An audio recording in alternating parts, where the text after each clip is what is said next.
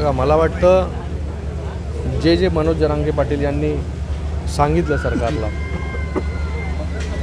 त्याच्या हिशोबाने सरकार जे आहे, माननीय मुख्यमंत्री असतील, दोन्ही उपमुख्यमंत्री मोदी असतील, या ठिकाणी मराठा समाजाला आरक्षण कशा प्रकारे मिळेल, जास्तीत जास्त कुणबी दाखले कसे मिळतील, ह्याच्यासाठी पहिल्या दिवसापासून जे आहे ते प्रामाणिक प्रयत्न त्या ठिकाणी केले.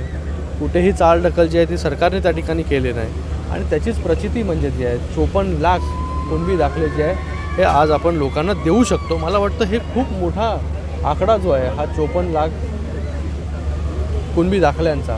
आणि मला वाटतं शिंदेसाहेबांनी वारंवार सांगतायत की मराठा समाजाला जे आहे हे टिकेल असं आरक्षण जे आहे हे त्या ठिकाणी दिलं गेलं पाहिजे. क्युरिटी पिटिशन जी आहे ती त्या ठिकाणी कोर्टाने जी आहे ती एक्सेप्ट केलेली आहे.